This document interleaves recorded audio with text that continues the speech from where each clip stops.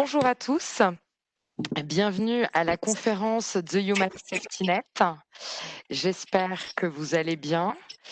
Nous sommes heureux de vous accueillir en la présence en plus de Laurent Hoth, le cofondateur de l'association des intermèdes Robinson. Avant de commencer, vous avez dû remarquer que vos micros étaient fermés. C'est pour une fluidité de la conférence. Si vous avez une question à poser, vous n'hésitez pas. Vous avez en bas de votre écran une petite bulle qui s'appelle le chat. Vous pouvez vous adresser à Frédéric Maléfant qui va animer cette conférence, qui ensuite pourra répondre ou attribuer la question à Laurent Hoth notamment. Vous avez aussi la possibilité de lever la main et à ce moment-là, c'est moi qui vous ouvrirai votre micro et vous pourrez du coup interroger directement Frédéric ou même Laurent, bien entendu. Vous avez aussi la possibilité d'applaudir, de rire aux excellentes blagues de Frédéric ou même celles de Laurent, bien entendu. Vous avez la possibilité de dire s'ils vont trop vite, si vous n'avez pas bien compris un sujet. Donc n'hésitez pas à vous manifester de cette façon-là. Et je laisse la parole à Frédéric Maléfant qui va vous présenter notre invité. Merci Claire. Bonjour à tous, bienvenue pour notre deuxième conférence consacrée cette fois-ci à la famille et aux enfants. Alors pour vous présenter Laurent Hoth, je voudrais vous lire un extrait d'un article qu'il a publié en 2017 dans la revue Spirale à l'occasion des élections présidentielles, et article qui s'intitule Pauvreté et précarité des enfants de France. Monsieur le Président, quand vous serez élu, vous n'aurez pas été par les enfants et cela pourrait vous inciter, comme tous vos prédécesseurs, à les ignorer. Plus que d'autres avant vous, vous serez encouragé dans cette voie par l'invisibilité progressive des enfants de ce pays. En effet, que seront les enfants pour vous? Soit des abstractions statistiques ou de coûts, soit ils relèveront de votre propre expérience privée et de celle de votre milieu. À la lumière de l'expérience de vie des enfants qui vous sont proches ou que vous avez connus, vous ne comprendrez rien à la condition de millions d'enfants de ce pays. À la lumière de cette représentation de l'enfance, qui ne vous quittera pas, vous négligerez la réalité des expériences de pauvreté et de précarité des enfants de France, pour la simple et seule raison que vous et votre famille ne les avez pas connus. Cela pourrait paraître dérisoire, simpliste même, mais c'est malheureusement le plus simple qui s'impose toujours. Tout vous encouragera à ignorer les enfants que vous ne connaissez pas, et cela sera bien commode, puisque vous ne sauriez envisager ces enfants autrement que comme une charge, un déficit ou un ensemble de problèmes. Pour éviter cependant cette accusation de négligence, vous pourrez toujours invoquer les institutions, l'école, les équipements qui constituent notre environnement. Tant qu'ils seront là, pensez-vous, il ne saurait y avoir de véritables déficits et de problèmes pour les enfants dans ce pays, et vous continuerez à croire que les enfants de France vont bien, puisqu'ils vivraient dans un pays globalement riche et équipé. Voilà, bonjour Laurent, et merci beaucoup pour ta présence ce midi. Alors, j'ai choisi d'introduire en fait la conférence avec tes mots, parce que je trouve qu'ils sont assez d'expression, il me semble en tout cas, de ta vision sur l'éducation, les enfants, la précarité, la faiblesse des institutions, je pense qu'on va y revenir, et les sujets sur lesquels globalement tu te bats depuis longtemps et vraiment au quotidien. Alors, pour te présenter, je vais essayer de faire rapide parce que tu as voilà, une vie extrêmement riche.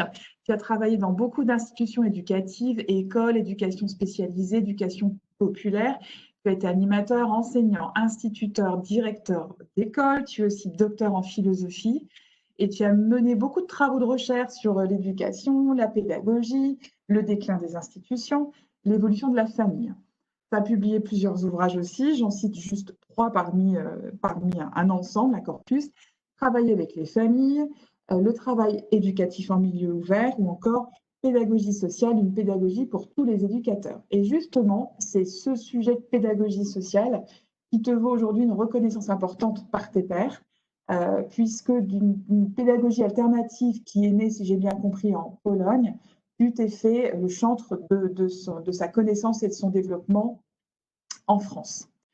Alors, cette pédagogie sociale, tu l'as en quelque sorte traduite et tu l'expérimentes à travers l'association Intermède Robinson que tu as cofondée donc en 2005. Et c'est justement cette association qui nous vaut le plaisir de ta présence aujourd'hui, puisque tu fais partie, et cette association est l'un des partenaires de notre programme famille de la Fondation The Human Safety Net, dont parlait Claire en introduction. Je rappelle juste très brièvement l'objet de ce programme, qui est effectivement de venir en aide, d'accompagner des parents qui ont des petits, des enfants de moins de 6 ans, et des parents qui sont plutôt en situation de précarité, de grande vulnérabilité, et que l'on souhaite accompagner pour qu'ils reprennent, entre guillemets, tout leur pouvoir de parents face aux nombreuses difficultés auxquelles ils doivent faire face. Et pour trouver, pour identifier des partenaires, aujourd'hui on en a 6, et tu es un de ces 6 partenaires, on était passé par un appel à projet et un jury. Et tu étais venu devant ce jury défendre ton projet et expliquer ce que tu faisais à Intermède Robinson, donc qui se situe en banlieue sud parisienne, à Longjumeau et à Chilly-Mazarin. Et on avait été, avec le jury, absolument estomaqués par tout ce que tu nous avais partagé, par tout ce que tu nous avais fait comprendre déjà en quelques mots sur la situation de certaines familles d'enfants, essentiellement des rues. Et ce mode d'intervention extrêmement, je ne vais pas dire original, c'est pas ça, mais quand même, avec un biais quand même qui n'est pas le biais de toutes les institutions sociales, qui est que vous intervenez là où ils sont, dans les squats, les parkings d'hôtels sociaux, les bidonvilles, là où sont les Roms, dans les quartiers prioritaires. Et c'est vrai que votre savoir-faire, c'est vraiment de travailler auprès des personnes qui sont en quelque sorte les plus éloignées des institutions, et avec un mode d'approche tellement plein et entier auprès des enfants, des mamans, des papas, qu'on s'était dit on ne peut pas ne pas les accueillir dans notre réseau. Voilà, on avait eu un espèce d'énorme, entre guillemets, coup de cœur pour les activités que vous menez au quotidien à Intermède Robinson. Et je te remercie d'autant plus d'être présent aujourd'hui, que je sais le vendredi, une journée particulièrement énergique et très chargée pour Intermède Robinson. Et je voudrais donc commencer, enfin qu'on t'écoute maintenant, bien sûr, je vais te laisser la parole. Et est-ce que tu pourrais justement nous présenter de façon très concrète ce que vous faites à Intermède Robinson, et en quoi ça te permet, toi, de vivre au quotidien et de vivre de façon très, très concrète ce que tu essaies de développer en France, à savoir la pédagogie sociale. Merci beaucoup, Eric. Tu me mets la pression là, directement avec l'introduction même de ce texte que j'avais un peu oublié.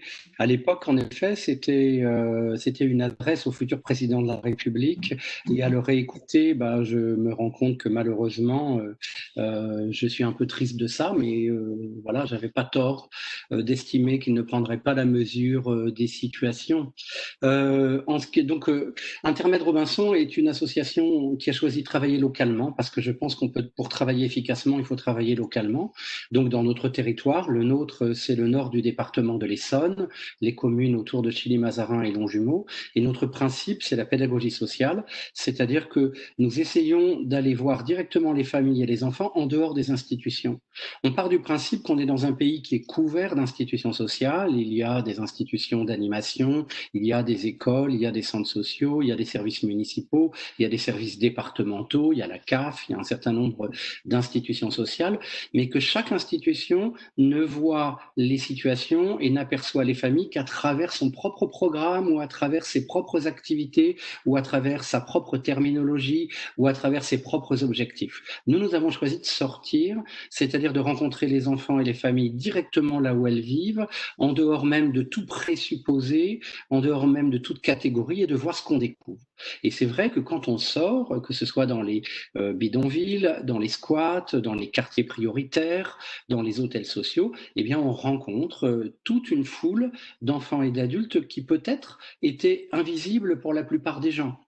En réalité, la plupart des familles avec lesquelles on travaille sont complètement invisibles dans la vie courante. Ce sont des passants, ce sont des gens qui utilisent peu les transports en commun, qui utilisent peu les espaces publics, et que d'une certaine manière, on ne rencontre que dans certains endroits bien particuliers. D'aller directement sur leur lieu de vie, ça nous permet de mesurer leur nombre, et également de comprendre la diversité des situations, et puis de mettre des visages sur ces situations, et de rencontrer des histoires humaines, des aventures, et du coup, d'accroître notre propre connaissance de ce qui peut se passer aujourd'hui dans notre pays, notre propre connaissance de ce qui marche et de ce qui ne marche pas dans nos institutions, et du coup d'améliorer aussi notre compréhension de la réalité. Donc pour te répondre, la pédagogie sociale, c'est une pédagogie, c'est-à-dire une pratique et une théorie à la fois, qui permet d'aller travailler directement dehors, en dehors des institutions, dans les espaces publics, et de travailler à partir de la réalité comme elle est. Nous ne savons pas, quand nous faisons des ateliers de rue, si on va avoir plus d'enfants, plus d'adolescents, plus d'adultes. Nous ne savons pas les caractéristiques de qui viendra. Et d'une certaine manière, ce que nous savons, c'est que nous allons travailler avec les gens qui sont là et que nous allons accepter inconditionnellement leur situation. Donc, nous n'avons pas de définition a priori de nos activités. On n'a pas non plus de programme tout fait. On n'a pas non plus d'activités qui seraient extrêmement rigides. Nous nous adaptons et nous faisons avec les gens qui sont là. Donc, c'est très pragmatique comme pédagogie et ça suppose beaucoup de savoir-faire de la part des professionnels qui s'y emploient. Et justement, Laurent, je sais que l'un de tes combats, enfin tes combats, en tout cas tes convictions, c'est que les institutions, ce que tu appelles les institutions, ne répondent pas ou pas suffisamment, en tout cas aux besoins de ces personnes, ou qu'elles y répondent mal. Est-ce que tu peux peut-être concrètement illustrer ben, voilà, ce qui marche, ce qui selon toi marche ou ne marche pas dans les institutions? Le constat, toi, que tu as fait en tant qu'éducateur, directeur d'école, etc., donc tu l'as vécu, et comment Intermède Robinson propose voilà, d'autres modes d'approche et d'autres alternatives. Alors, nos institutions fonctionnaient bien nos institutions fonctionnaient bien dans le cadre d'une société qui était très cohésive, une société des Trente Glorieuses dans lesquelles tout le monde pouvait assez facilement trouver un emploi, trouver une forme de stabilité, appartenir à un milieu, appartenir à une famille, rentrer dans une tradition. Ça, c'est une société qui n'existe plus, que les plus anciens d'entre nous ont connue. Et donc, du coup, les institutions étaient efficaces, ces institutions françaises, sécurité sociale, CAF, école, préfecture, polyvalence de secteur, PMI, secteur de soins, secteur psychiatrique.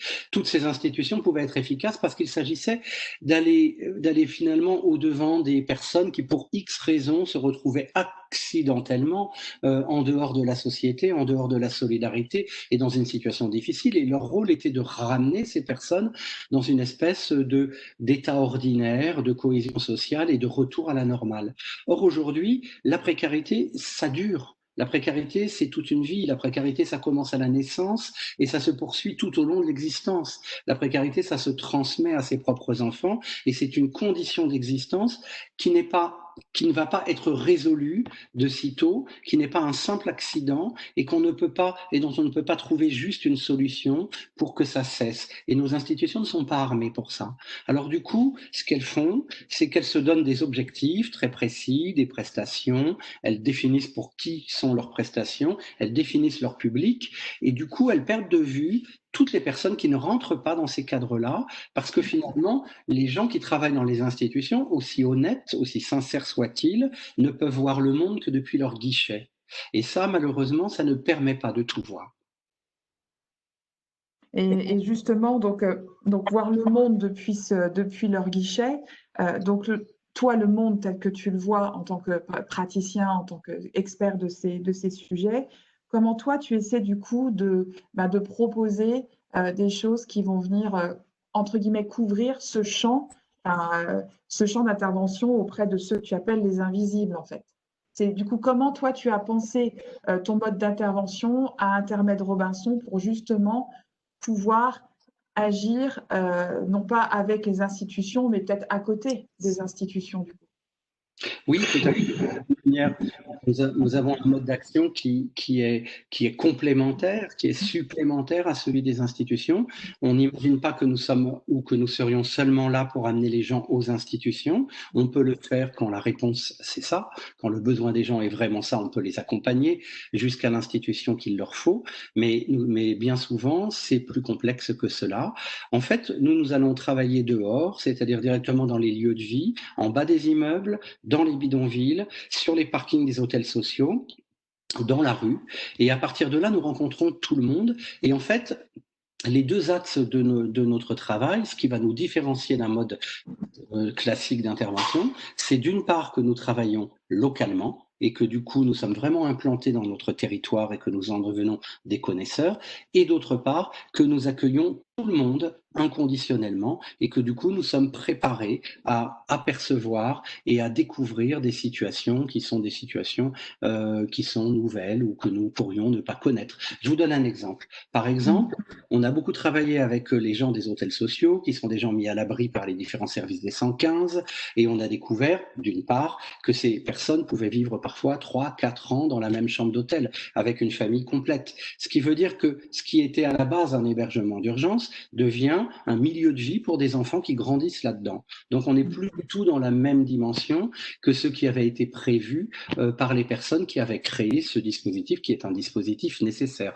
Mais en même temps, en travaillant avec les gens des hôtels sociaux, on a découvert une autre catégorie qu'on ne connaissait pas, c'est-à-dire des gens qui sont hébergés chez des tiers, des personnes qui se retrouvent arrivant en France, ou alors après une séparation douloureuse, ou après un épisode d'accident de la vie, venir habiter avec leurs enfants chez un membre de leur famille dans un petit appartement étroit, et qui du coup vont se retrouver comme des habitants un peu bis, un peu clandestins d'une ville qui n'est pas vraiment la leur. Ils ne sont pas vraiment eux-mêmes des habitants qui ont un statut, qui payent des loyers. Et du coup, c'est une autre population encore, les hébergés. Et puis après, il y a les vendeurs de sommeil, des gens qui vendent, des gens qui vont louer une pièce, une demi-pièce, un abri de jardin, un garage quelquefois à des familles entières. Et puis, on va trouver aussi des gens qui sous-louent dans des zones d'habitat social une chambre à une famille complète. Donc en fait, toute une catégorie de population qui n'est pas sous les radars des municipalités, qui n'est pas sous les radars des maisons des solidarités et du département, qui n'est sous les radars finalement de personne, et qu'on ne peut rencontrer que juste en étant là dehors, en discutant avec les gens qui nous présentent quelqu'un d'autre, qui nous amènent leur belle-sœur, qui nous amènent leur cousine. Donc très, très au plus proche des populations. Oui. Et justement, il y a le mot est sans doute pas bien choisi, spécificité de votre mode d'action. C'est un mode d'action auprès des populations roms. Je sais que ça nous avait beaucoup marqué, et justement, on voit à l'écran et on va expliquer un petit peu l'origine de cette photo. Vous vous êtes retrouvés, en tout cas avec Intermed Robinson, à intervenir voilà, dans beaucoup de bidonvilles situés donc, dans cette zone de l'Essonne qui rassemble des populations roms, tziganes. Est-ce que tu peux nous en dire quelque chose? Parce que c'est un mode d'action qui est particulier. En quoi justement la pédagogie sociale est particulièrement bien adaptée à ces gens qui sont même pas qui sont même pas des invisibles. Là, je dirais, c'est même des gens qui sont rejetés. Enfin, voilà, il y a une vraie peur, un vrai rejet de ces populations. Donc, quand on le dit, on en prend conscience, on dit ah oui, effectivement, c'est pas rien. Donc, quelle est un peu la spécificité, s'il y en a une, de ces populations? Pourquoi vous êtes retrouvés, du coup, à être finalement des acteurs devenus assez incontournables sur ces questions voilà, de la gestion, on va dire le pont, peut-être le passage entre les institutions, l'État, la municipalité, la ville, et puis ces personnes qui vivent de façon tellement loin de nos institutions. Tout à fait. C'est d'ailleurs un excellent exemple parce que justement, nous ne sommes pas arrivés à travailler après avec les populations roms parce que nous en avions le projet initial. En fait, c'est presque par accident. En travaillant sur notre territoire, bien entendu, au début des années 2000, nous avons rencontré des bidonvilles.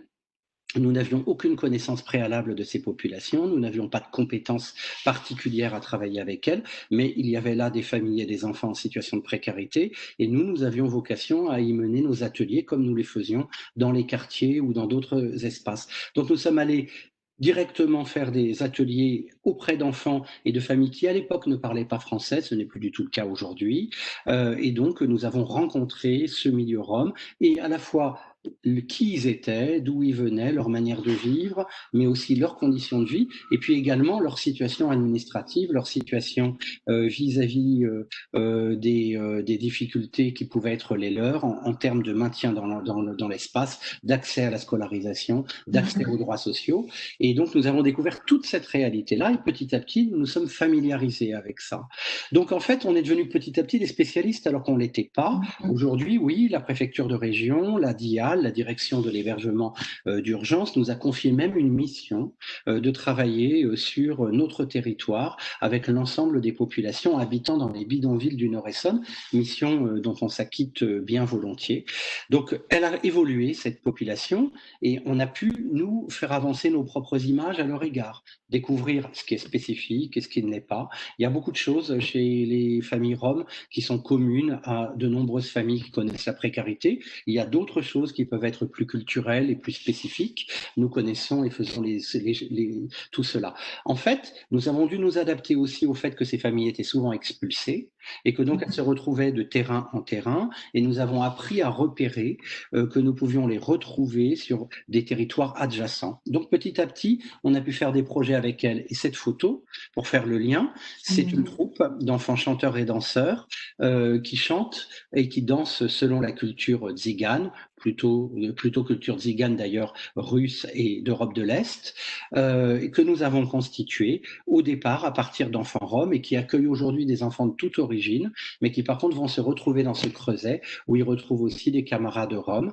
et qui permet à ces enfants de progresser dans une discipline, de participer à un groupe, à une collectivité, à une communauté, de faire des expériences éducatives tout à fait riches parce qu'on fait des tournées, on fait des spectacles. Et donc, c'est notre troupe à Vennes-Savoray. On a eu l'occasion, d'ailleurs la photo a été prise, de faire un spectacle à votre siège. Oui, tout à fait, puisque on vous avait proposé de vous justement de produire, que Vennes-Savoray se produise dans nos locaux. Donc là, c'est une photo de notre auditorium Oui. où effectivement la troupe Vennes-Savoray s'était produite. Et Laurent, non seulement ce qui est incroyable dans ce parcours et dans l'histoire que tu nous racontes, c'est qu'effectivement, au point de départ, ce sont des rencontres. Oui. Des gens qui sont là, et petit à petit, une relation de confiance et de connaissance et de découverte qui s'instaure, qui aboutit finalement à une sorte de mission, mais je sais que tu es voilà, très, très sensible à tout l'aspect culturel des choses, à une mission comment dire, de faire savoir et de faire connaître la culture tzigane, ou comme tu disais, de certains pays d'Europe de l'Est, qui vous a conduit à créer cette troupe et dans laquelle on voit des enfants, des jeunes adultes se produire, garçons, filles, chanter, danser, c'est assez extraordinaire. Et troupe qui a été repérée donc par Ibrahim Mahalouf, et troupe qui a accompagné une ou deux tournées d'Ibrahim Mahalouf. Tu peux nous en dire un petit peu plus, Laurent, parce que c'est quand même un événement exceptionnel. Oui, tout à fait. Et c'était aussi une rencontre parce que c'est en faisant un concert dans une MJC de notre territoire qu'une personne qui connaissait Ibrahim Malouf est venue nous voir en nous disant « mais ce que vous faites, ça pourrait l'intéresser parce qu'il s'intéresse au collectif d'enfants et puis certaines missions et dimensions sociales pourraient l'intéresser ». Donc on l'a contacté, on est venu le voir une fois avec une danseuse de notre troupe qui à l'époque vivait en bidonville, on a discuté, on a sympathisé et il nous a invités à participer à sa tournée de 2019.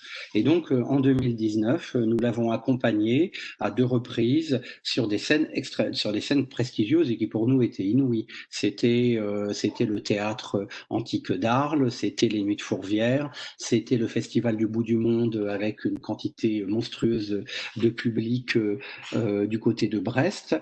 Et du coup, nos enfants se sont retrouvés avec la troupe Haïdouti, un orchestre balkanique réputé, et avec Ibrahim, à travailler vraiment ensemble. Il y avait des vraies relations entre eux.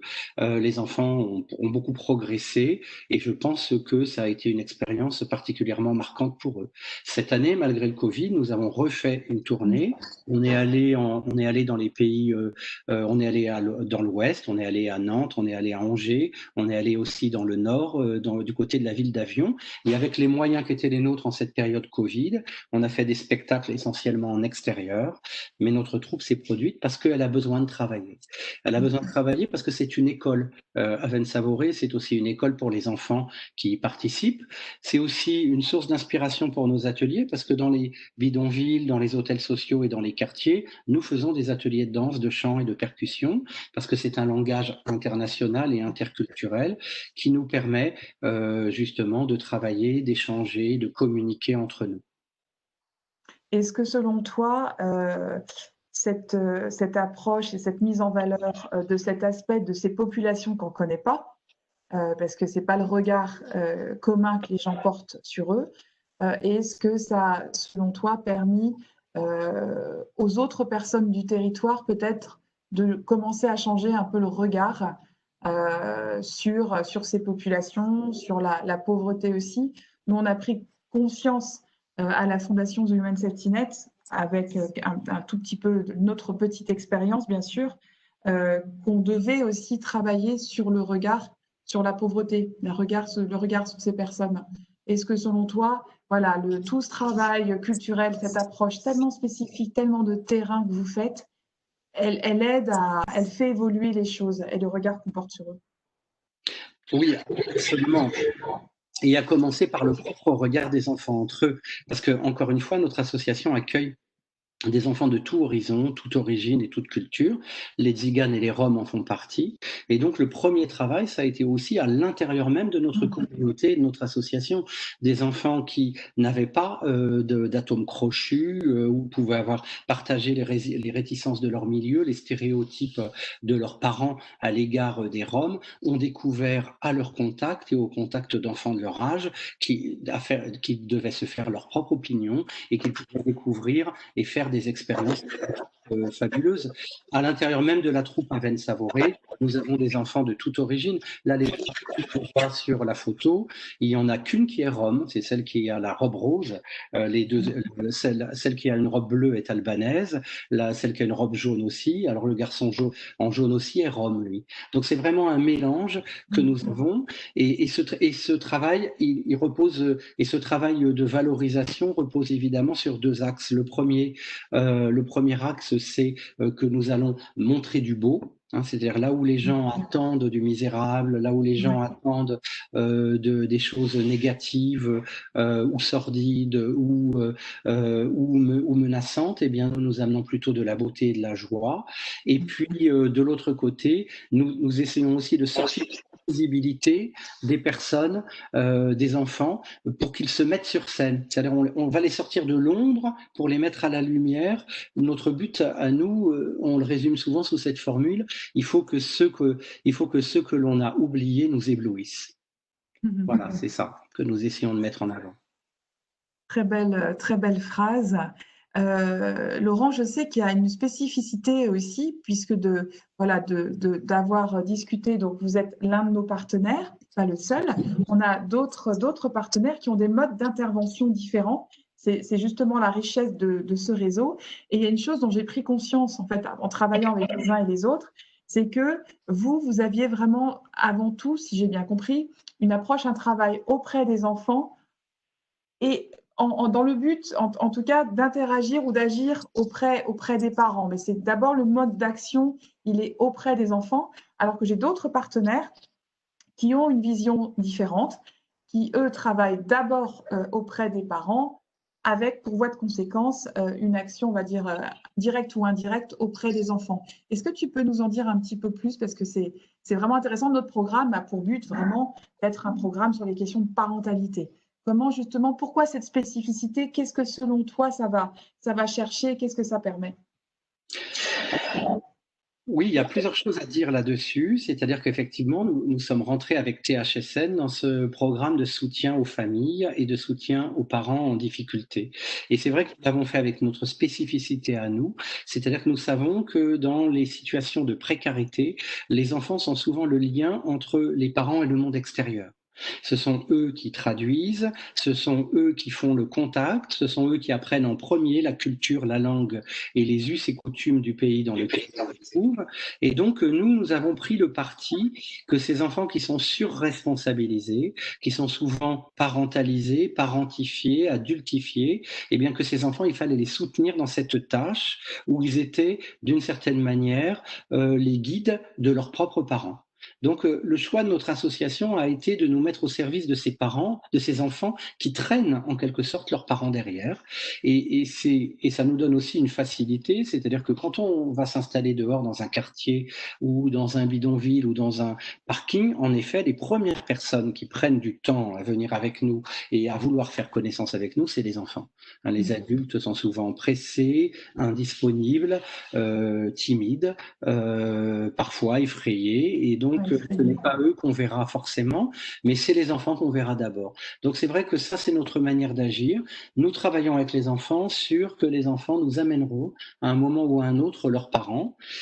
Et ça vient aussi rejoindre notre vision de la famille, c'est-à-dire que pour nous, la famille, ce n'est pas que la famille nucléaire, ce n'est pas que les enfants et les parents en interaction et en vase clos, car bien souvent, ce vase clos est porteur de difficultés, de tensions, d'usure et de souffrances, mais que plutôt la famille, c'est quelque chose qui doit s'élargir à l'environnement, à l'entourage, qui doit s'enrichir d'apports extérieurs. Et donc, nous faisons une famille élargie. Et du coup, nos manières de travailler sont aussi des manières familières et familiales. Ça vient teinter nos modes d'action. On travaille énormément avec la convivialité, avec l'alimentation, avec la fête, avec les loisirs partagés. Ce sont vraiment nos axes de travail de faire famille et d'amener de la famille autour des enfants et autour des parents. C'est très joli ce que tu dis, faire famille. C'est ce que j'ai pu constater. Je ne suis pas venue souvent te voir, il faut que je revienne parce que vraiment j'ai adoré. Le temps nous manque, mais donc je suis venue au tout début de notre collaboration, on va dire, passer un vendredi avec vous, avec les familles, etc., pour vraiment comprendre comment vous agissiez. Et c'était extrêmement instructif.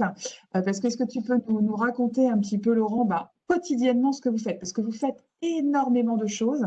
D'abord, on est frappé, vous intervenez auprès de plusieurs centaines de parents et d'enfants.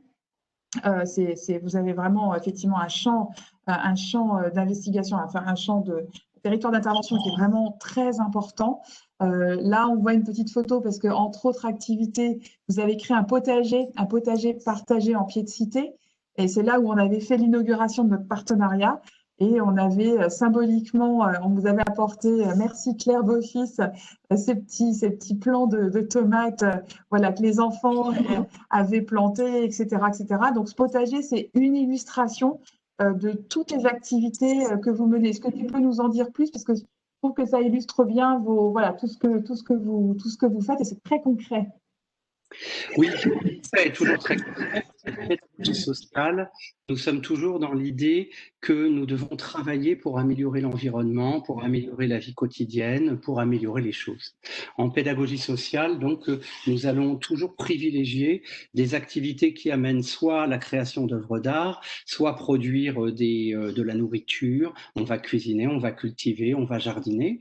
Et donc, nous avions un jardin qui était plus important, qui permettait de faire plus de quantité de production, qui était à Soleil-Chartreux, à la périphérie de Longjumeau, mais nous n'avions rien en pied de cité. Et donc, du coup, nous avons ouvert ce jardin en pied de cité qui était au cœur de l'inauguration de la maison THSN.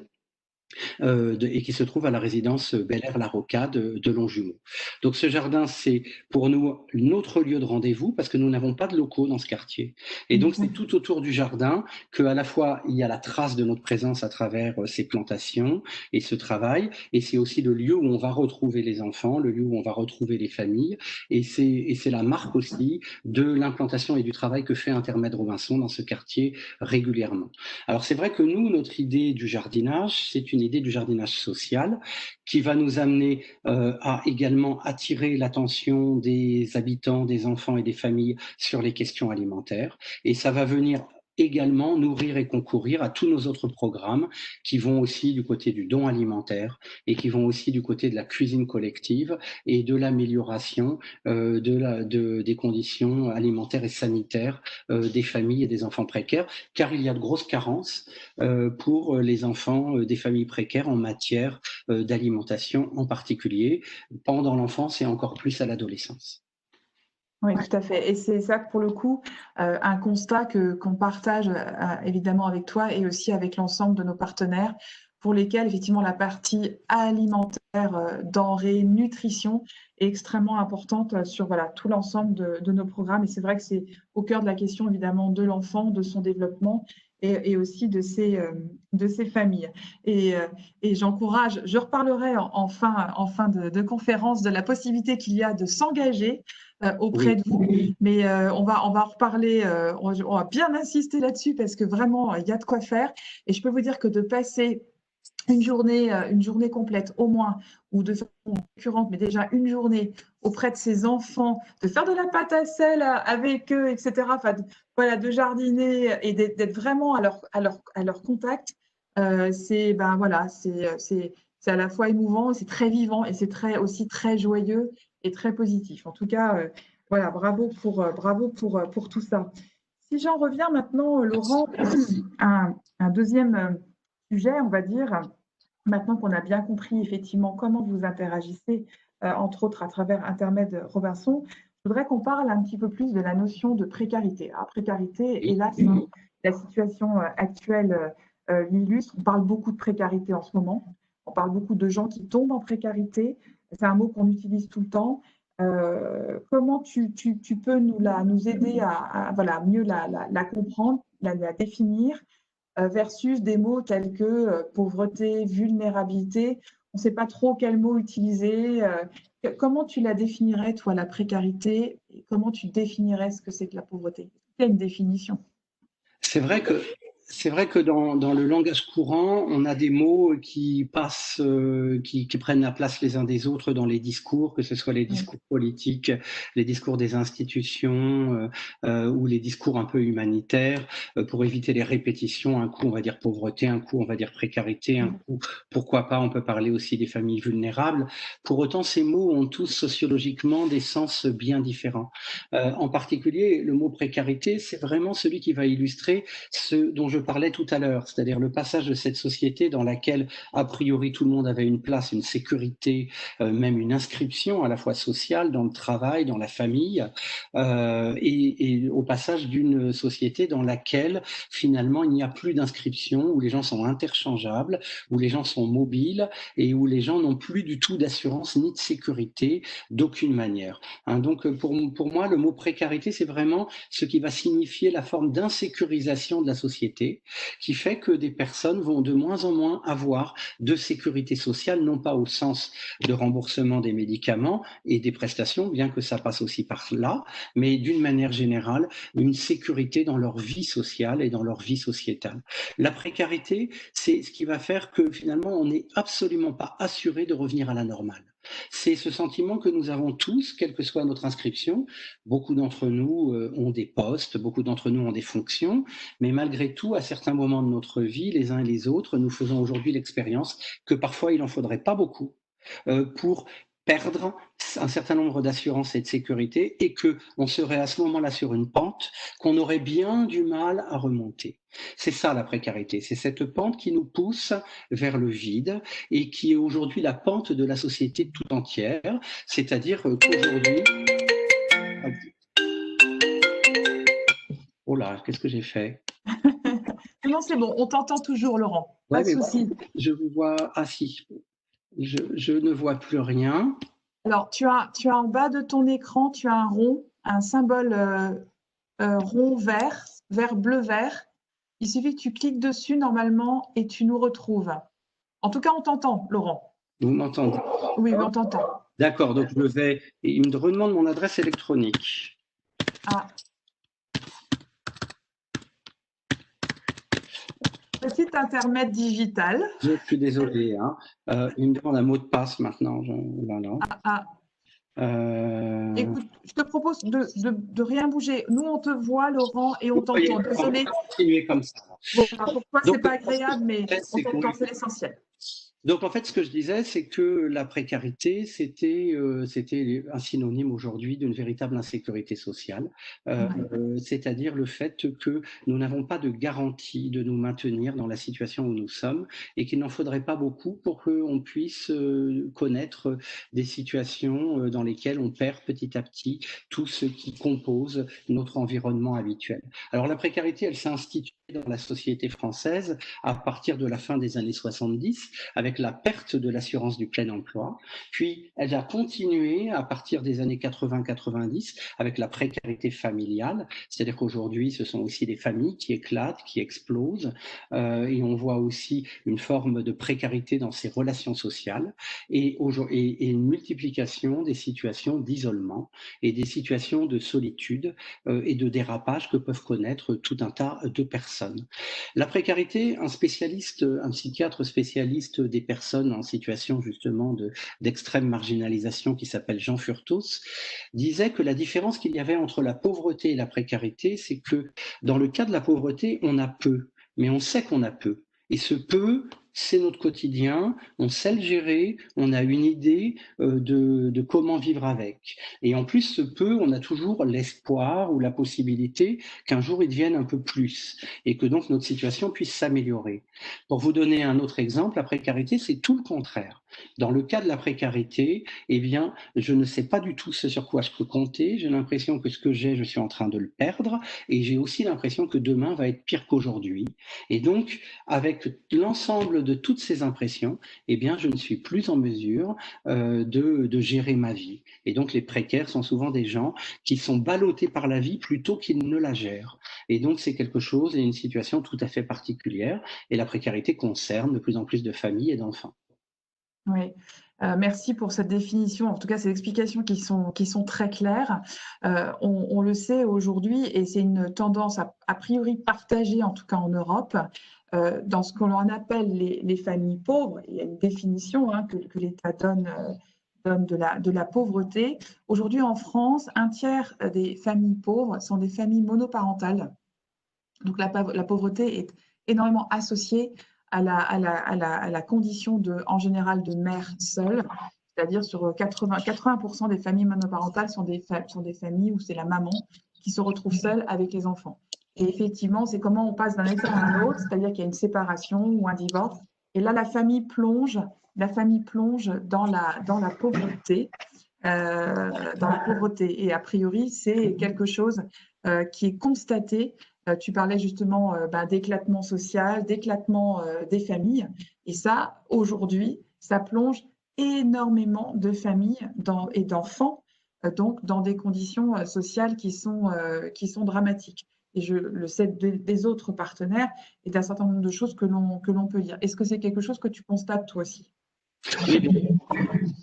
Alors, la précarité, il faut bien comprendre qu'elle a un premier effet, c'est l'enfermement et l'isolement. Oui. Les gens qui sont précaires sont requis à trouver des solutions aux 1000 problèmes qui se posent à eux chaque jour. Et la recherche de ces solutions, finalement, les accapare et les rend souvent indisponibles pour des tas de dimensions de la vie, y compris des dimensions éducatives, des dimensions culturelles, des dimensions de loisirs. Et donc, du coup, la précarité s'auto-alimente, c'est-à-dire que en essayant de trouver des solutions, eh bien, on a tendance petit à petit à se couper et à se couper aussi des autres et à s'enfermer. Donc, du coup, le mode de travail avec les personnes en situation de précarité, ça va être de créer du lien, ça va être de créer de la famille, créer de la communauté. C'est-à-dire, nous n'avons pas de solution aux problèmes fondamentaux des gens. On ne va pas apporter du travail à tous ceux qui n'en ont pas. On ne va pas d'un seul coup faire bénéficier de toutes les sécurités sociales ceux qui en sont exclus. Mais par contre, nous pouvons faire en sorte que la vie quotidienne, que la vie de tous les jours soit plus facile à vivre et soit pleine de relations et puis puisse créer aussi un réseau de chaleur et de familiarité autour des personnes. Et ça change complètement la donne. Et ça change complètement la vie, que ce soit celle des enfants et celle des adultes. Le précaire est souvent égaré par le fait qu'il reçoit des injonctions de la part des institutions où on lui dit qu'il faut qu'il se mobilise, qu'il cherche du travail, qu'il développe des compétences, qu'il suive un parcours. Or, bien souvent, ça fait partie du problème parce que d'une certaine manière, le précaire, il a plutôt besoin de se reposer sur des gens et de faire l'expérience qu'il peut aussi trouver un milieu dans lequel il se sente en confiance et dans lequel il puisse se poser. Et ça va souvent à l'encontre de ces injonctions à la mobilité ou de ces injonctions à l'autonomie qui viennent souvent renforcer le problème plutôt que de le solutionner. En d'autres termes, le précaire a besoin des autres. Et le problème, c'est que souvent, on le renvoie à lui. D'où le rôle fantastique que jouent les enfants, parce que les enfants, ils viennent chercher ces autres dont les parents ont besoin, et nous nous appuyons sur eux pour apporter aux familles précaires l'aide et le soutien dont ils ont nécessité. Ça résonne, ce que tu dis résonne énormément avec justement la définition de notre programme, qui est de travailler à rompre l'isolement de ces familles. Un isolement qui est vraiment constaté. Et c'est pour ça qu'on a choisi des partenaires tels qu'évidemment Intermède Robinson, mais aussi des initiatives qui sont les maisons des familles ou les maisons des parents, qui sont ces lieux justement dont tu parlais, qui permettent aux parents de souffler, de resocialiser, de trouver un soutien, un support, aussi simple qu'il soit pour une maman de juste s'asseoir, pouvoir confier ses enfants pendant une demi-journée pour juste pouvoir des fois dormir. Juste ça, dormir et récupérer, voilà. Et d'avoir juste de l'écoute et d'autres mamans avec lesquelles, voilà, effectivement, elles vont pouvoir échanger. Donc, c'est exactement ce qu'on a souhaité encourager comme type d'initiative. Et justement, tu parles de rompre l'isolement et j'ai envie du coup d'aborder maintenant cette troisième et dernière partie de conférence sur la partie justement le travail de la communauté. Comment le mot communauté intervient beaucoup dans ce que tu dis, dans tes écrits, etc. Tu parles beaucoup de communauté sociale, de communauté éducative. Moi, je voudrais qu'on t'entende justement sur ces questions et que tu nous dises, selon toi, jusqu'où peut aller la communauté, comment elle doit s'entendre aujourd'hui, comment on peut faire famille, est-ce que la communauté peut aider à faire famille, c'est ce que tu as dit tout à l'heure, et comment une entreprise comme la nôtre, une fondation comme la nôtre, peut peut-être faire aussi partie de ces communautés. Alors, c'est vrai que le mot communauté en France, il n'a pas bonne presse. Parce que nous sommes dans un pays où on a bâti le concept de citoyenneté sur l'individu. L'individu est dans une espèce de pacte social qu'il aurait avec la société ou qu'il aurait avec l'État directement ou avec les institutions d'une manière indirecte. Et du coup, notre pays s'est bâti sur le refus des identités intermédiaires, des communautés à la fois culturelles, cultuelles ou alors de métiers comme il pouvait exister sous l'Ancien Régime. C'est vrai que du coup, le mot communauté chez nous est souvent entendu sous la forme d'un repli, alors que pour nous, le mot communauté est une conquête. C'est justement le fait de sortir de son isolement, le fait de sortir de son enfermement, le fait de sortir de chez soi qui nous amène à une communauté. Et la communauté, c'est ce qui va faire que ce monde extérieur sera moins dangereux, moins intimidant, moins menaçant, parce qu'il y aura justement autour une communauté pour permettre de le structurer, de lui donner de l'ordre, de la prévisibilité et de lui donner de la sécurité.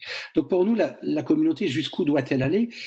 Elle risque pas d'aller trop loin parce que justement la communauté c'est un effort. Pour faire communauté, nous sommes obligés de tenir nos horaires, nous sommes obligés d'ouvrir notre local, nous sommes obligés d'obtenir des moyens, nous sommes obligés d'obtenir de l'alimentation, nous sommes obligés de préparer à manger. La communauté pour nous c'est un travail. C'est pas du tout un laisser-aller ou un repli, c'est vraiment quelque chose auquel nous travaillons et auquel nous invitons tous ceux qui sont autour de nous. Donc du coup, ce n'est pas une communauté d'essence, de culture, ce n'est pas la communauté des gens de telle origine ou des gens de telle religion ou les gens de telle région. C'est au contraire la communauté de tous les gens qui habitent un même territoire et qui sont dans une énorme diversité d'origines, de cultures, d'orientations et de problématiques. Et c'est avec toute cette diversité-là que nous faisons communauté. Cette communauté, pour nous, est un travail. Donc, dans la communauté, nous avons à la fois des personnes qui peuvent être dans la famille, nous avons les individus, mais nous avons aussi des partenaires, partenaires, des institutions, des amis, des bénévoles et tout un réseau. Et c'est à ce titre, bien entendu, que nous accueillons bien volontiers les collaborateurs et les employés, que ce soit de THSN ou de Generali, avec le réseau local de Generali de notre territoire. Eh ben, nous avons des échanges, on commence à connaître les commerciaux, ils viennent nous apporter des vêtements, ils passent nous voir, on organise des brocantes, des collectes. C'est des choses qui se font finalement assez naturellement parce que du coup, tout le monde a pu venir voir comment ça se passe chez nous, comment ça fonctionne et que finalement c'est relativement simple à mettre en œuvre. Notre rôle à nous, c'est vraiment de montrer que ce n'est pas compliqué, que ce n'est pas difficile d'aller vers.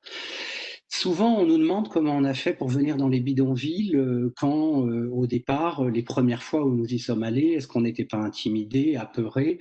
Alors, j'ai toujours peine à répondre à cette question parce que c'est pas moi, d'ailleurs, personnellement, qui suis allé le premier. C'est une bénévole de notre association qui s'appelle Sophie et qui travaille toujours pour nous. Mais en fait, toute l'expérience de notre association vient dire et affirmer qu'en réalité, il est très facile d'aller vers les gens, qu'il est très facile d'aller dans les hôtels sociaux, très facile d'aller dans les bidonvilles, très facile, contrairement à ce qu'on raconte, d'aller dans les quartiers. Évidemment, on peut le faire à travers nous et c'est du coup encore plus simple. D'accord, Laurent, merci, merci beaucoup.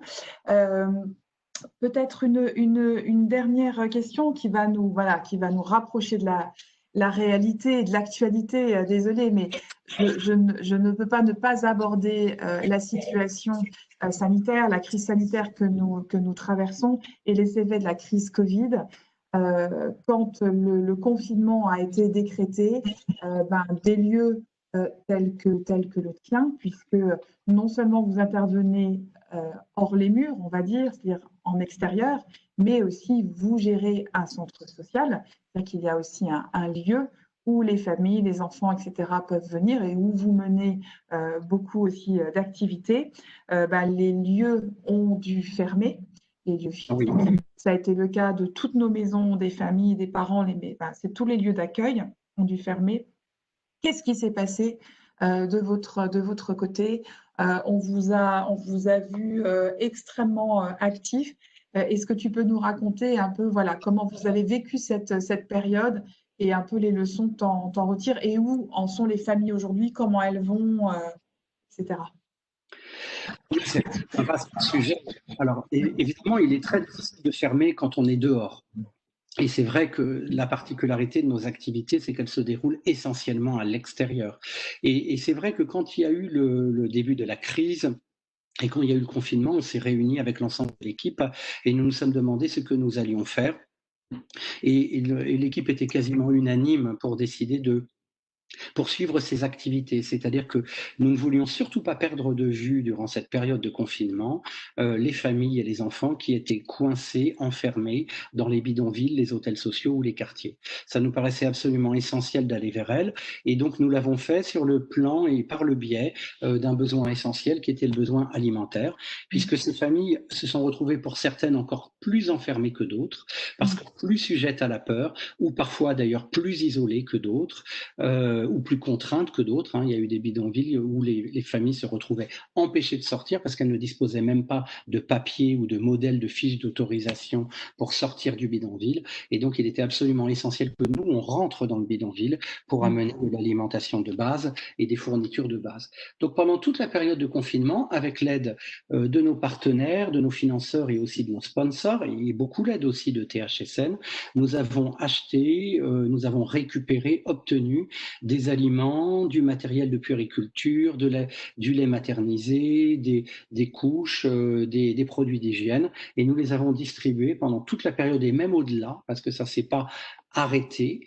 Et nous avons continué à les distribuer sur tous les lieux où nous intervenions. Double intérêt pour nous. Le premier, évidemment, répondre à des besoins criants.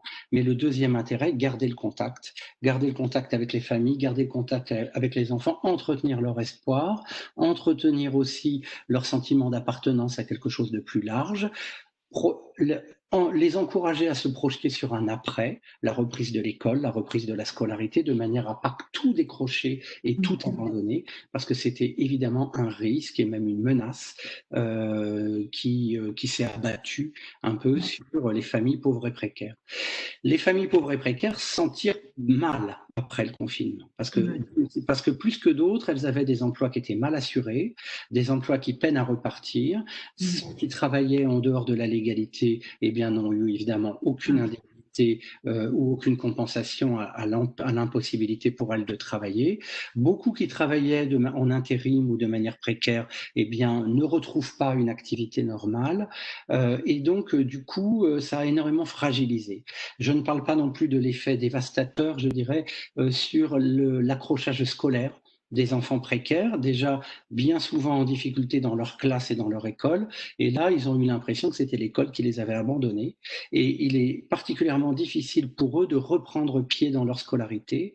Et du coup, il y a besoin nous essayons, dans la mesure de nos faibles moyens, et en tout cas vis-à-vis des enfants que nous connaissons, de pouvoir les encourager à cela.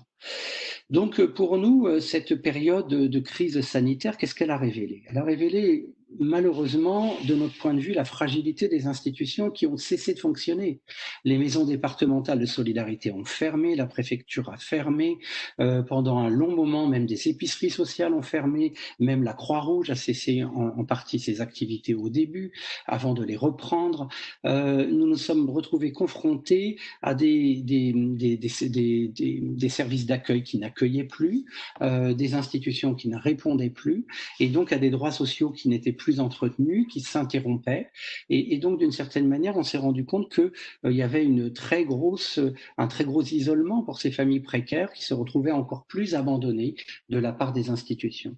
Nous voyons aussi que les institutions peinent à redémarrer, qu'elles ont créé une file d'attente énorme, que l'accueil ne se fait plus comme avant, que parfois il faut prendre rendez-vous pour aller à un accueil.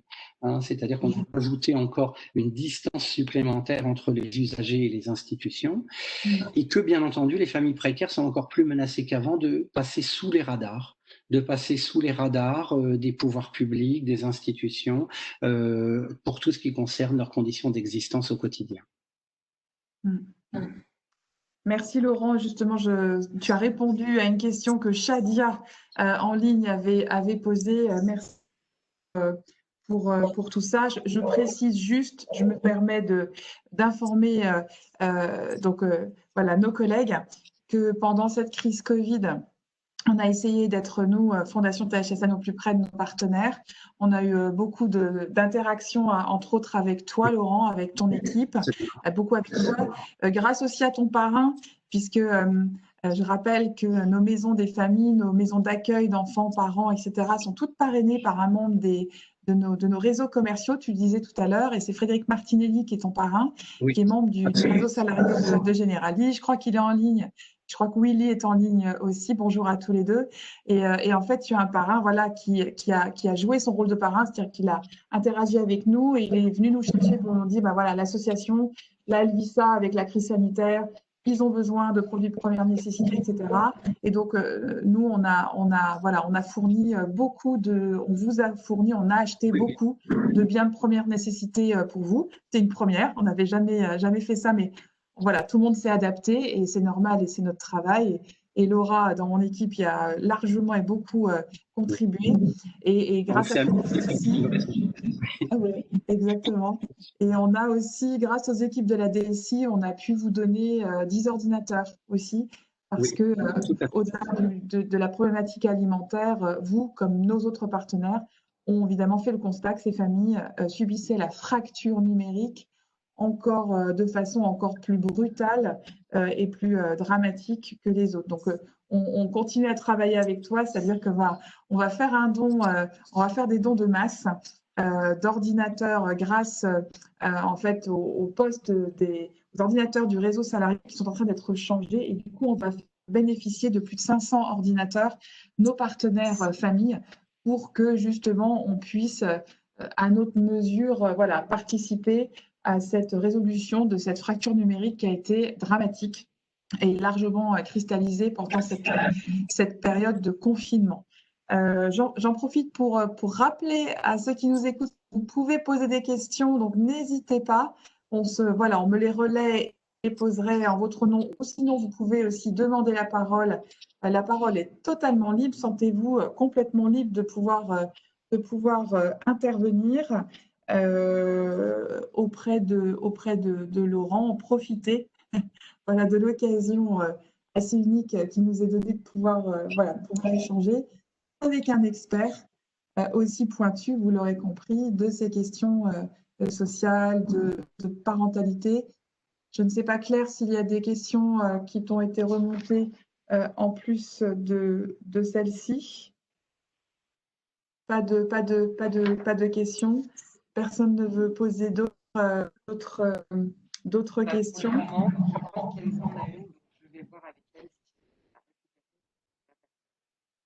Tu peux peut-être lui ouvrir son micro? À qui? C'est moins fluide. Allô? Oui. Allô? Oui, on t'entend. Bonjour. Oui, en fait, j'avais 2 questions à poser. D'abord, merci parce que c'était extrêmement intéressant et ça permet de chasser beaucoup d'idées reçues en fait qu'on peut avoir en tête. En fait, je voulais vous poser 2 questions. La première, c'était pourquoi est-ce qu'en France le terme communauté, communautaire a pris une connotation presque liée aux origines des personnes, alors que dans les pays anglo-saxons, je pense notamment aux États-Unis, au Canada, le fait de faire partie d'une communauté est une sorte, on va dire, c'est quelque chose de valorisant et d'apprécié dans la vie. Alors oui, j'ai 2 pistes pour expliquer ça. La première, c'est que notre société à nous en France est directement inspirée par l'esprit de la Révolution française et que l'esprit de la Révolution française, c'était justement d'en finir avec les communautés, d'en finir avec les identités locales, les identités professionnelles, les identités régionales. Il y avait un intérêt à le faire parce qu'il s'agissait de créer une nation à partir d'une diversité de petits groupes. Mais le problème, c'est que du coup, on amenait l'image d'une société dans laquelle chacun était seul.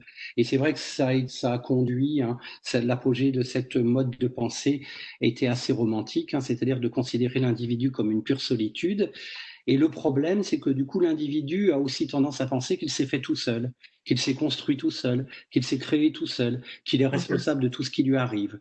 Et ça donne un peu la société d'aujourd'hui dans laquelle nous sommes, qui peut être facilement une société de l'indifférence vis-à-vis des autres, mais aussi une société de grande solitude vis-à-vis de soi, dès lors qu'on bascule évidemment du mauvais côté des choses. Alors c'est vrai que dans les pays anglo-saxons, ce n'est pas la même conception de la citoyenneté qui est historique et qui s'est imposée. Et donc, il y avait dans la société américaine, dans la société canadienne, dans la société anglaise, il y a plus de place pour les questions de communauté. Ça peut avoir des aspects négatifs, on peut aussi être critique sur le fait que l'on laisse des communautés gérer des problèmes en interne, alors que peut-être les individus qui la composent ne veulent pas être sous le joug de telle ou telle communauté. Mais ça a aussi des aspects positifs dans le sens où du coup, il y a une vision plus positive de la collectivité qui en ressort et que pour l'esprit anglo-saxon, c'est bien de faire partie d'une communauté. C'est bien parce que justement, ça permet d'enrichir notre vision des choses, d'enrichir notre quotidien, d'enrichir nos pratiques, d'enrichir nos connaissances et que du coup, les communautés sont plutôt quelque chose de positif. Nous, ce qui nous paraît important, c'est pas le mot communauté, c'est le mot communautaire, c'est-à-dire de montrer que ce que nous faisons crée des liens et crée une nouvelle forme de communauté qui n'est pas la communauté des origines, mais qui est la communauté du vivre ensemble que l'on bâtit ici et maintenant. Voilà, je ne sais pas si j'ai répondu à votre question. Merci. Il semblerait que ce soit le cas. Merci beaucoup, Laurent. S'il n'y a pas là d'autres questions ou en attendant qu'il y en ait d'autres, je voudrais juste terminer cet entretien en rappelant que nous vous proposons d'intervenir, de pouvoir devenir bénévole auprès de l'association Intermède Robinson. Voilà, je sais qu'il y a des besoins assez récurrents mais Laurent, tu compléteras mes propos sur voilà, des besoins en termes déjà de bénévolat, déjà pendant les activités, mais aussi des besoins en termes de communication, d'informatique. Qu'est-ce que j'ai noté encore? Tu peux peut-être compléter, voilà, en tout cas qu'on passe sur la plateforme d'engagement, une nouvelle plateforme dont vous avez reçu des éléments d'information. Je vous invite très, très fortement à vous connecter, à vous inviter, à vous inscrire sur cette plateforme, puisque c'est par cette plateforme qu'on peut vous transmettre des besoins en termes d'activités de bénévolat au bénéfice de nos partenaires. Et Laurent, si tu devais donner enfin, voilà, 2-3 besoins types un petit peu qui sont assez récurrents chez vous. Alors, en fonction du temps, de l'éloignement que les gens peuvent avoir de notre local qui est à Chilly-Mazarin dans l'Essonne, du temps qu'ils peuvent nous accorder, on a besoin, nous, de différents types d'aides. On a besoin de personnes qui pourraient venir régulièrement en après-midi, même seulement quelques heures par semaine, et nous aider dans les démarches administratives du public. Beaucoup de monde vient nous voir avec des droits à réactiver, des formulaires à remplir. Des procédures dématérialisées auxquelles ils n'ont pas vraiment accès et dont on doit leur faciliter l'accès. Et là, pour le coup, une aide bénévole est toujours utile. Et nous en manquons actuellement. Des gens qui ne peuvent pas se déplacer, qui sont loin, ou qui n'ont pas de temps clairement déterminé à un horaire précis, peuvent aussi nous aider. On a par exemple souvent besoin d'aide pour la mise en forme de documents. Passer de texte, créer une newsletter, mettre en page un document, sont des savoir-faire dont nous pouvons avoir besoin et qui peuvent complètement se gérer par Internet et qui nous apportent une aide réelle dans notre quotidien. D'accord, très bien. En tout cas, nous, on se fait le relais de vos besoins et on le refera. Donc, n'hésitez pas, c'est important. Et on vous donne aussi l'occasion vraiment d'interagir et d'intervenir auprès d'associations dont on peut garantir, entre guillemets, vraiment la grande utilité, l'éthique, etc. Donc, on est là pour ça. Et on a besoin de vous tous. Voilà, on a besoin de faire une communauté et de créer une communauté agissante autour de ses enfants et de ses parents. Et pour répondre à une question donc, qui m'est envoyée via le chat, au-delà de ça, Laurent, nous avons, enfin, plus exactement, ton parrain Frédéric Martinelli a lancé une collecte de dons, de fonds. Oui, absolument. Voilà, et on vous renverra le lien voilà, vers cette collecte. Vous pouvez aussi voilà, donner à l'association Intermède Robinson. On vous enverra évidemment le lien vers cette collecte de fonds. Laurent, je pense qu'on va terminer là notre échange de ce jour. Écoute, un grand merci à toi pour ta disponibilité et tout ce que tu nous as apporté en termes d'éclaircissement voilà, très pédagogue, voilà, ça a été vraiment très éclairant cet échange. On aura envie que ça dure des heures. C'est passionnant. Vraiment, merci beaucoup. Je voudrais remercier Frédéric, ouais. Excusez-moi, si vous avez une petite minute encore, j'aimerais éventuellement ouvrir le micro à Frédéric Martinelli, qui est avec nous. Frédéric, est-ce que je peux te laisser la parole? Je t'ouvre ton micro. Frédéric. Est-ce que Frédéric, tu peux prendre la parole si tu veux. Est-ce que tu nous entends? Eh bien non, visiblement. Donc du coup, Frédéric, je te laisse conclure. Donc, on voulait je vais lui remettre le parrain de l'association qui est super très actif. En tout cas, voilà, moi merci Laurent et bravo. Et ce bravo concerne évidemment toute ton équipe. Parce que vous êtes combien? C'est une équipe de combien de personnes aujourd'hui? On a une vingtaine de bénévoles, 5 services civiques, 10 salariés. Voilà, il y a beaucoup de monde autour de nous. Et souvent, on peut croiser toutes ces personnes autour de notre local. Ouais, tout à fait. Donc voilà, en tout cas, un grand merci. Merci Claire Beaufils pour l'organisation technique. Merci Lou pour le support.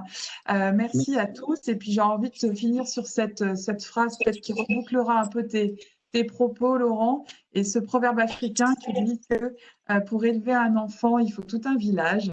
Et je crois que voilà, et ce village, bah, c'est une communauté aussi, et c'est ce qu'on essaie de faire.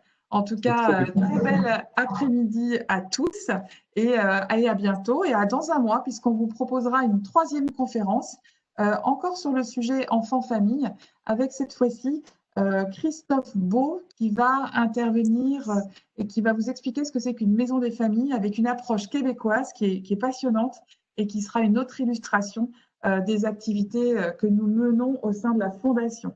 Laurent, un grand merci. Je sais que tu vas beaucoup tourner au sein du local, il y a plein de choses à faire. Et à très bientôt. Merci à tous. À bientôt. Merci. Au revoir. Merci.